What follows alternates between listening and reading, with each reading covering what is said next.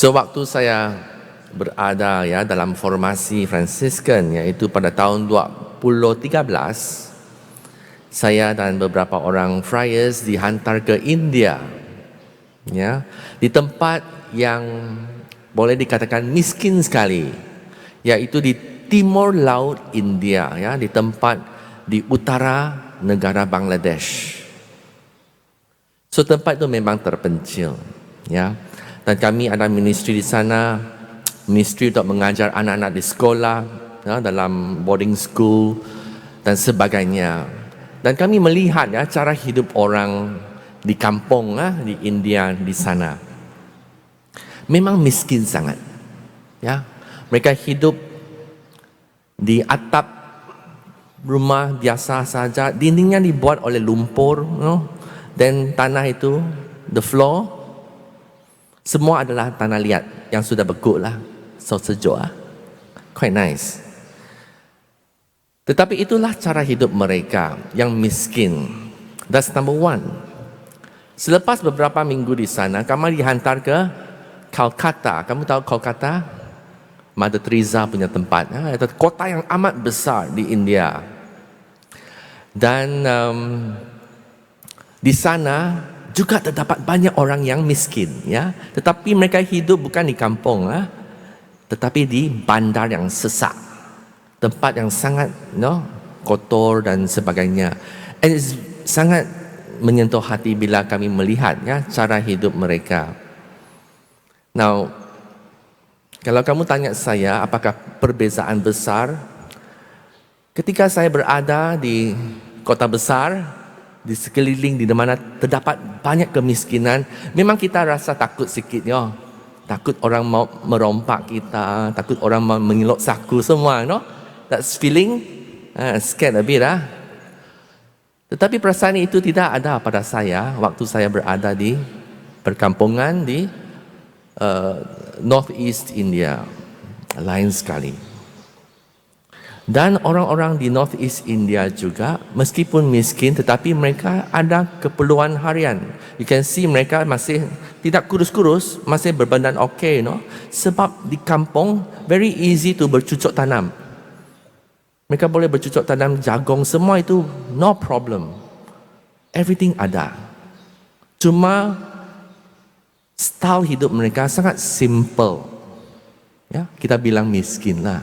But in fact, semua keperluan mereka dipenuhi. But kalau di bandar orang miskin is different. Injil, apa kaitannya dengan Injil hari ini? Injil hari ini mengutarakan kemurahan hati Tuhan. Tuhan ingin membekalkan segala-galanya kepada kita, meskipun kita ini miskin.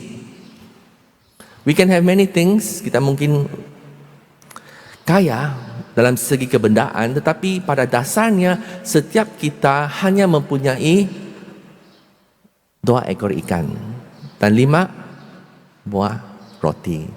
Di depan Tuhan kita mesti mengakui bahawa kita ini miskin, lemah dan kecil. It's the truth.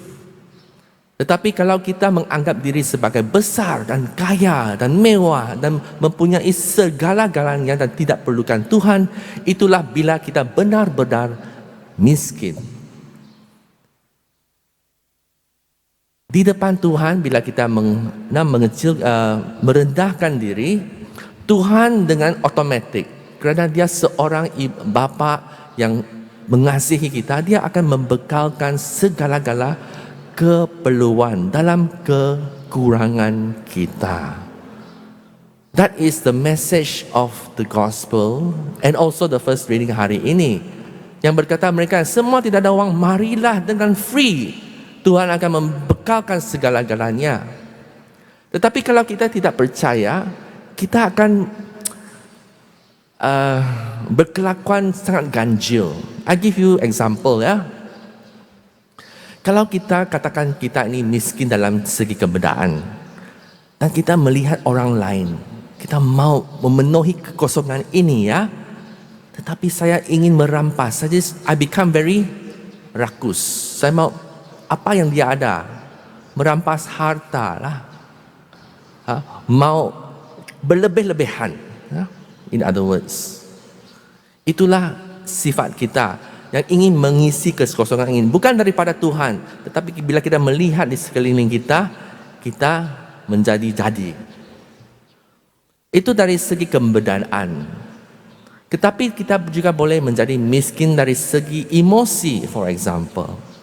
Ya, ada orang bilang, saya ini orang tidak memahami saya, orang tidak mencintai saya, tiada orang yang suka saya, tidak orang yang mau berkawan dengan saya, kurang keyakinan. Ini juga sejenis kemiskinan, kekurangan. Tetapi daripada melihat kepada Tuhan yang maha murah, kalau kita dalam serba kemiskinan kita, we demand attention. Saya mau you punya perhatian, saya mau you punya cinta kasih. Bila orang tak bagi, sakit hati, geram, dendam, semua akan berlaku-laku. Haven't you seen that? Adakah ini berjadi? Ada. Pasangan, boyfriend, girlfriend, you just see.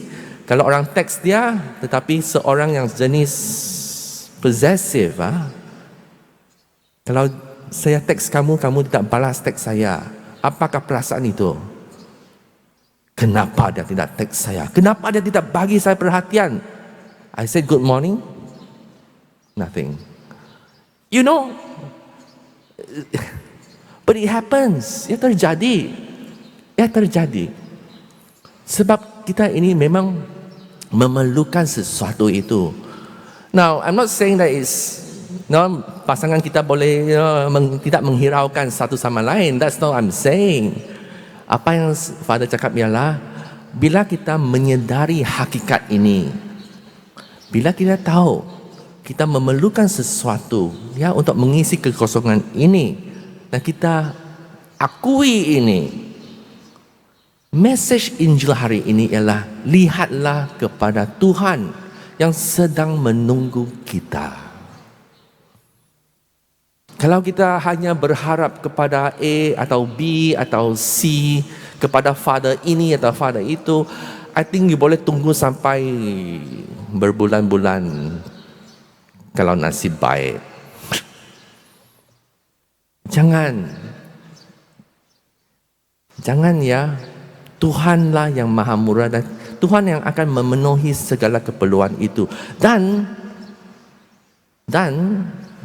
rahmat Tuhan itu bukan hanya setakat untuk kita sahaja, malah kemurahan Tuhan begitu berlimpah sehingga kita ada sisa.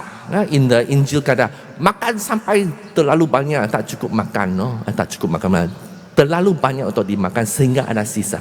Artinya apa yang dibagi kepada kita oleh Tuhan itu berlimpah-limpah sehingga kamu dan saya boleh memberikan kepada orang lain. If you say you have no attention, orang tak bagi kamu perhatian, Tuhan bagi kamu perhatian. Kalau kamu bilang orang tidak memberi kamu no love, tidak ada cinta kasih, Tuhan bagi kepada kita dengan berlebihan sehingga kamu, saya boleh memberikan kepada pasangan saya, kepada kawan saya, kata-kata yang manis, pengampunan. Orang tidak mengampuni saya, Tuhan ampuni saya. Dan saya menerima itu dengan berlebihan sehingga saya penuh. Saya boleh memberikan kepada semua orang lain. Then the whole world akan bertukar. Sebab sumber kebaikan kita bukan diri kita. Sebab kita memang miskin. Ya.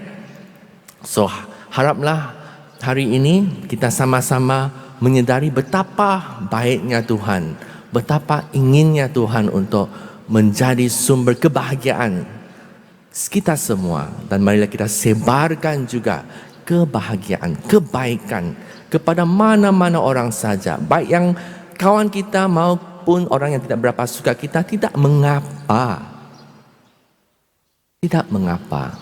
Sebab Yesus telah memberi contoh kepada kita semua. Amin.